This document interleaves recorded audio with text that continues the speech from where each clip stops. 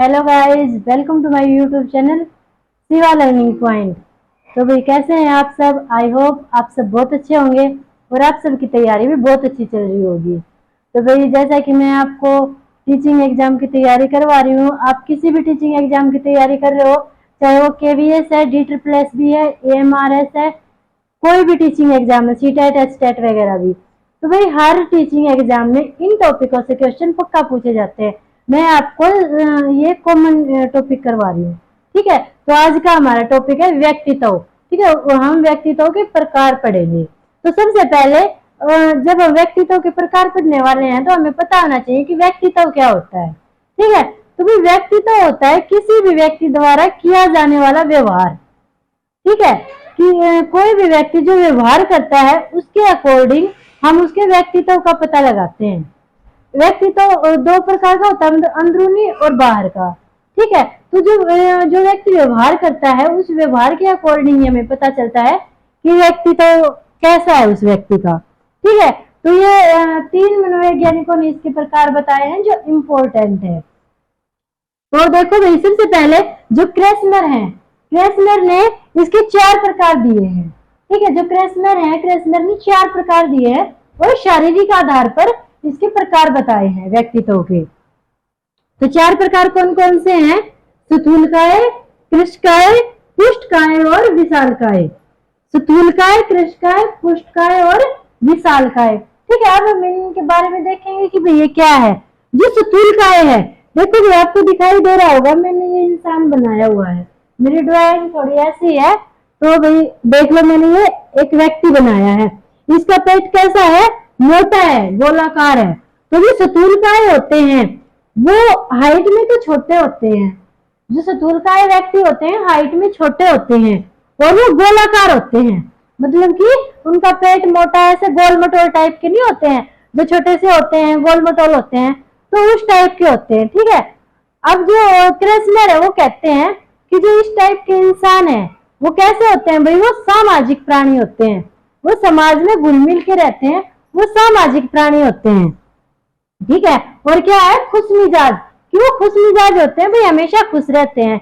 जो गोल मटोल होते हैं, छोटे होते हैं, जिनको स्थूलकाय बोला जाता है, वो खुश मिजाज होते हैं, समाज में सबसे मिलजुल के रहते हैं। ठीक है भाई, उसके बाद आता है कृशकाय। जो कृशकाय है, ये देखो भी मैंने बनाया हुआ है, ये लंबे होते हैं और बिल्कुल दुबले पतले होते हैं। ठीक है, लंबे होते हैं और बिल्कुल दुबले पतले होते हैं। तो जो कृष्णर है वो क्या बोलते हैं कि जो लंबे और दुबले पतले होते हैं वो स्वभाव से चिड़चिड़े होते हैं। ठीक है, वो खुश मिजाज नहीं रहते, वो स्वभाव से चिड़चिड़े होते हैं। और दूसरा क्या बोला कि वो असामाजिक होते हैं, समाज से कटे हुए रहते हैं वो। ठीक है, जैसे इसमें स्थूलकाय में बताया था ना कि वो समाज में मिलजुल के रहते हैं, सबसे बात करके खुश होते हैं। जो ये कृशकाय होते हैं ये भी असामाजिक होते हैं, ये समाज से दूर रहना ही पसंद करते हैं।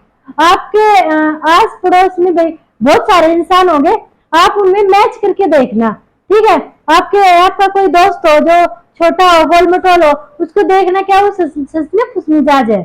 वही कोई दुबला पतला हो तो उसको देखना क्या वो सच में चिड़चिड़ा रहता है। क्या कृष्ण ने जो प्रकार बताए वो सही है या गलत है? ठीक है, जब आप ये करके देखोगे तो आपको याद करने की भी जरूरत नहीं पड़ेगी, आपके माइंड में सेट हो जाएगा। ठीक है भाई, तो क्या होते हैं, ये कृशकाय जो होते हैं दुबले पतले होते हैं, चिड़चिड़े होते हैं स्वभाव से, असामाजिक होते हैं। और एक होता है भाई कल्पनाशील होते हैं।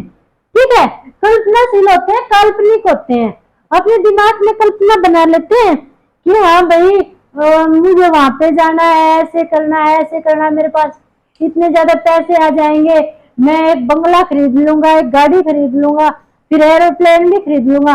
मतलब कि कल्पना बनाते रहते हैं। ठीक है, कल्पनाशील इंसान होते हैं। कौन से? कृशकाय, जो दुबले पतले होते हैं और हाइट में बहुत ज्यादा लंबे होते हैं। उसके बाद आता है पुष्टकाय। जो पुष्टकाय इंसान होते हैं, ये देखो भाई मैंने बनाया है पुष्टकाय, तो ये क्या है? ये सुडौल होते हैं।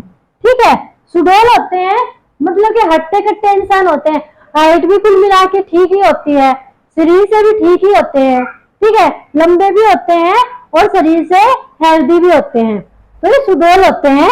और ये सरल स्वभाव के होते हैं भाई, ठीक है, हष्टपुष्ट होते हैं, सरल स्वभाव के होते हैं। फिर ये सामाजिक प्राणी भी होते हैं, ये समाज में मिलजुल के रहते हैं और सामाजिक प्रतिष्ठा प्राप्त करते हैं, ठीक है, समाज में इनका बहुत ज्यादा सम्मान होता है। जो पुष्टकाय प्रकार के व्यक्ति होते हैं, मतलब हट्टे कट्टे लंबे चौड़े होते हैं, उनका समाज में उनकी प्रतिष्ठा होती है, उनका समाज में सम्मान होता है, क्योंकि वो सबसे खुश होकर मिलते हैं, सबकी हेल्प करते हैं, हेल्पिंग नेचर के होते हैं। उसके बाद आता है विशालकाय। जो भी विशालकाय होते हैं वो क्या होते हैं, वो इन तीनों का मिश्रण होता है, ठीक है। उसमें स्थूलकाय वाले भी गुण होते हैं, उसका पेट इतना निकला हुआ भी होता है, ठीक है। उसमें तुरस्काय वाले भी गुण होते हैं, वो लंबे भी होते हैं, वो विशालकाय भी होते हैं, वो मतलब बिल्कुल दानव जैसे भी होते हैं, ठीक है। तो उसमें तीनों का मिश्रण होता है। वो क्या होते हैं, वो परिस्थिति के अकॉर्डिंग बनते हैं। जैसे एक परिस्थिति में तो वो बढ़ चढ़ के भाग लेते हैं, सामाजिक प्राणी बन गए, ठीक है। अब मान लो भाई कोई लड़की है, ठीक है, जब मैरिड लड़की है, शादी हो रखी है, तो वो परिस्थितियों के अकॉर्डिंग खुश होती है। जैसे अगर उसके कोई मायके में कोई प्रोग्राम है, बहुत ज्यादा खुश हो जाएगी, सबसे घुल मिल के मिलेगी, ठीक है, सबको लगेगी अरे भाई बहुत ही सामाजिक लड़की है, देखो सबसे कितने अच्छे से घुल मिल रही है।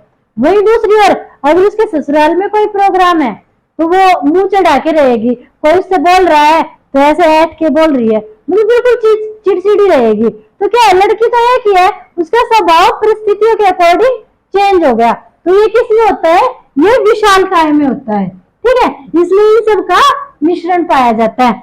तो ये किस में दिए थे भाई, क्रेसनर ने दिए थे, 4 प्रकार दिए, स्थूलकाय, तुरस्काय, पुष्टकाय और विशालकाय, ठीक है।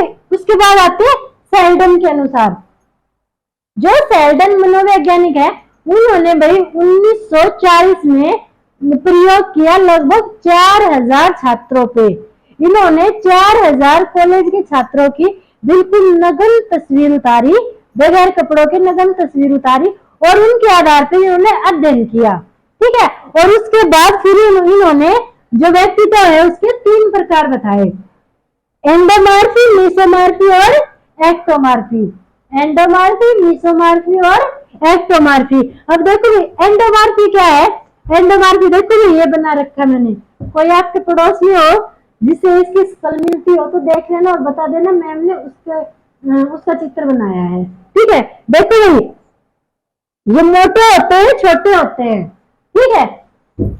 ये जो एंडोमॉर्फी है ये कुछ स्थूलकाय जैसे ही होते हैं। जो स्थूलकाय जैसे इंसान होते हैं उन्हीं को सेल्डन ने एंडोमॉर्फी का नाम दे दिया। छोटे होते हैं, मोटे होते हैं, और ये सामाजिक प्राणी भी होते हैं, खुशमिजाज भी होते हैं, और ये खाने के शौकीन होते हैं। भाई लाजमी सी बात है, जो खाने का शौकीन होगा वही तो गोल मटोल होगा ना।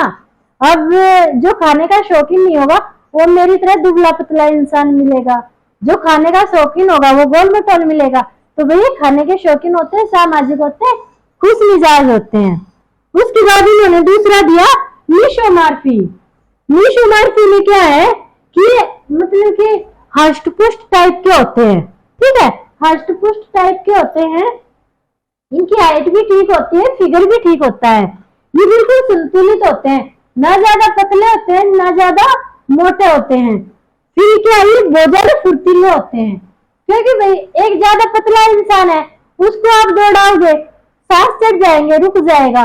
वही एक मोटा इंसान है उसको दौड़ने को बोलोगे वो 10 कदम दौड़ेगा, वहीं पे ढेर हो जाएगा। वही अगर एक हष्टपुष्ट इंसान है उसको आप दौड़ने को बोलोगे तो वो बहुत लंबा दौड़ जाएगा, क्योंकि उसमें फुर्ती होती है, ठीक है। तो वही है जो मीशोमॉर्फी वाले होते हैं वो फुर्तीले होते हैं, क्योंकि वो हष्टपुष्ट होते हैं, बिल्कुल संतुलित होते हैं। फिर क्या है, साहसी होते हैं, लीडर होते हैं और आशावादी होते हैं, मतलब साहसी होते हैं। भाई अगर कोई हष्टपुष्ट है तो वो साहसी तो होता है, एक दुबला पतला है भाई वो तो दूसरे इंसान को देख के डरेगा ही। वही एक हष्टपुष्ट इंसान है, वो क्यों डरेगा, उसको पता है इसने मुझे 1 थप्पड़ मारा मैं इसको 4 थप्पड़ मारूंगा, वो क्यों डरेगा भाई। तो वो साहसी होते हैं, लीडर होते हैं। और फिर क्या है भाई, वो आशावादी होते हैं, भी शरीर के अकॉर्डिंग भी वो आशा भी रखते हैं कि हाँ भाई मुझे आशा है कि मैं ये नौकरी प्राप्त कर लूंगा, मैं इसके लिए जी तोड़ मेहनत करूंगा। ठीक है, तो वो आशावादी होते हैं, वो निराश नहीं होते हैं। उसके बाद आता है एक्टोमार्फी, सॉरी भाई, उसके बाद आता है एक्टोमार्फी। तो जो एक्टोमार्फी वाले इंसान होते हैं, देखो भैया अमिताभ बच्चन जितना लंबा बनाया है मैंने, ठीक है, जो अमिताभ बच्चन जितने लंबे होते हैं और बिल्कुल दुबले होते हैं, ठीक है, तो जो दुबले होते हैं लंबे होते हैं वो क्या होते हैं भाई, समाज से कटे हुए होते हैं। जैसे मैंने कृष्ण वाले में बताया था, कृष्ण के में, ऐसे ही एकांत प्रिय होते हैं, समाज में रहना इनको पसंद नहीं होता, इनको एकांत में रहना पसंद होता है। फिर संकोचशील होते हैं, ये दूसरों से बात करते हुए संकोच करते हैं, इनको शर्म आती है, शर्मशील होते हैं ये। ठीक है, ये मतलब दूसरे से बात करने में, अगर किसी पार्टी वगैरह में जाते हैं तो जल्दी से किसी से बात नहीं करते, क्योंकि ये शर्म महसूस करते हैं, लज्जा महसूस करते हैं। ठीक है, तो ये लज्जालु होते हैं। ये तो भाई एक्टोमार्फी वाले, लंबे होते हैं, दुबले होते हैं, अकेला रहना पसंद करते हैं और मतलब के शर्म करते हैं, लज्जालु होते हैं। उसके बाद आता है यूंग के अनुसार। यूंग के अनुसार, यूंग के अनुसार भाई बहिर्मुखी, अंतर्मुखी और अंतर्मुखी। एक इसमें भी कंफ्यूज नहीं होना है, बहिर्मुखी अंतर्मुखी और अंतर्मुखी बहिर्मुखी का, इसको अंतर्मुखी बहिर्मुखी बोल सकते हैं और इसको उभयमुखी बोलते हैं भाई। एक मिनट रुक जाओ, उभयमुखी, अंतर्मुखी, बहिर्मुखी और उभयमुखी, ये तीन प्रकार बताए हैं। तो जो बहिर्मुखी प्रकार के होते हैं वो क्या होते हैं, सामाजिक होते हैं, खुशमिजाज होते हैं, आशावादी होते हैं, वो बहिर्मुखी होते हैं। भाई एक बात और, अगर शारीरिक आधार पे इनका वर्गीकरण किसने किया, क्रेस्लर और सेल्डन ने शारीरिक आधार पे किया। वही जो यूंग है उन्होंने मनोवैज्ञानिक आधार पर व्यक्तित्व का वर्गीकरण किया है। तो इन्होंने भी तीन प्रकार बताए थे। तो बहिर्मुखी वाले क्या होते हैं, खुशमिजाज होते हैं, मिलनसार होते हैं, आशावादी होते हैं। फिर इन्होंने शरीर का आधार नहीं बताया, मन का आधार बताया है, मनोवैज्ञानिक आधार पर व्यक्तित्व का वर्गीकरण किया है। उसके बाद आता है अंतर्मुखी। जो अंतर्मुखी वाले होते हैं वो क्या होते हैं, वो असामाजिक होते हैं, रूढ़िवादी होते हैं, मतलब परंपराओं पे चलते हैं। ठीक है, अपनी परंपराओं को नहीं छोड़ते। और फिर क्या है, लज्जालु होते हैं, मतलब शर्मिले होते हैं वो। और जैसे आपने देखा होगा गांव में या शहर में भी जो बड़ी उम्र की औरतें होती हैं, ठीक है, वो जींस वगैरह के पहनावे पे रोक लगाती है। क्यों? क्योंकि वो जो पुरानी परंपराएं हैं उनको फॉलो करती हैं। ठीक है, जो पुरानी परंपराएं उनको फॉलो करती है, उनको वो चीजें पहनने में भी शर्म महसूस होती है। ठीक है, तो वो कौन से है, अंतर्मुखी हैं। उनका व्यक्तित्व कौन सा है, अंतर्मुखी व्यक्तित्व है, जो पुरानी पीढ़ियों पे चलते हैं, जो नई चीजें एक्सेप्ट करने में शर्म महसूस करते हैं। तो वो कौन से हो गए, हमारे अंतर्मुखी हो गए। ये असामाजिक प्राणी, क्योंकि भाई जो समाज में रहता है उसको समाज के अनुसार चलना पड़ता है। ठीक है, समाज में क्या चेंजमेंट आ रहा है उसके अकॉर्डिंग चलना पड़ता है, वही सामाजिक प्राणी होता है। अब एक अगर 50 साल पुरानी रीति रिवाज फॉलो कर रहा है तो वो सामाजिक प्राणी कैसे हुआ, तो वो कैसा प्राणी होगा, वो असामाजिक प्राणी होगा। जो 50 साल पुराने रीति रिवाज फॉलो कर रहा है कि हाँ भाई नहीं जींस पहननी ही नहीं है लड़कियों को, तो क्या है, उसकी सोच 50 साल पुरानी है, वो सामाजिक नहीं है, असामाजिक है, अंतर्मुखी है। ठीक है, उसके बाद आ जाता है उभयमुखी प्रकार। ठीक है, उभयमुखी प्रकार में क्या होता है, ये दोनों चीजें शामिल होती हैं, बहिर्मुखी के गुण भी होते हैं और अंतर्मुखी के गुण भी होते हैं। अब वो किसी परिस्थिति में तो खुशमिजाज हो जाता है और किसी परिस्थिति में लज्जाशील हो जाता है। ठीक है, किसी परिस्थिति में खुश हो जाता है, किसी में लज्जाशील हो जाता है। जैसे थोड़ी देर पहले मैंने लड़की का उदाहरण दिया था, जो मायके के प्रोग्राम में खुश हो जाती है वही ससुराल के प्रोग्राम में चिड़चिड़े स्वभाव की हो जाती है, किसी से अच्छे से बात नहीं करती। ठीक है, वही अगर दूसरा एग्जाम्पल सास का देते हैं, तो सास ने मान लो परमिशन दे दी, मॉडर्न ड्रेस पहनने की परमिशन दे दी, एक प्रोग्राम पे उसने परमिशन दे दी कि हाँ भाई पहन सकती है। वही अगर उसकी मतलब दोस्त आ जाती है घर पे और तब जो वो मना करती है कि नहीं भाई इनके सामने मॉडर्न ड्रेस नहीं पहननी है, वरना मेरी नाक कट जाएगी। मुझे इस टाइप से जब वो सोच रखती है तो क्या होगा, उसमें बहिर्मुखी के भी गुण है, क्योंकि उसने परमिशन भी दे दी कि हाँ भाई तुम मॉडर्न कपड़े पहन सकती हो। वही दूसरी स्थिति में जब उसकी सहपाठियां घर आ रही हैं तो वो उनके सामने बहू को साड़ी में ही देखना चाहती है, तो क्या है, वो अंतर्मुखी प्रवृत्ति की होगी। तो उसमें ये दोनों गुण पाए गए, तो वो कौन सी होगी भाई, उभयमुखी प्रवृत्ति की होगी। ठीक है, अगर ये प्रकार आपको अपने माइंड में सेट करने हैं तो आपको क्या करना है, एक बार इनको पढ़ना है, फिर माइंड में ये देखना है कि हाँ भाई जो हमारे चाचा हैं वो कौन से हैं भाई, विश्वमार्ग प्रवृत्ति के हैं। जो ताई है वो किस काय प्रवृत्ति की है, भैया है वो अंतर्मुखी है। ठीक है, ये सारी चीजें आपको देखनी है, फिर आपको रटने की जरूरत नहीं पड़ेगी, आपको एकदम से याद हो जाएगा।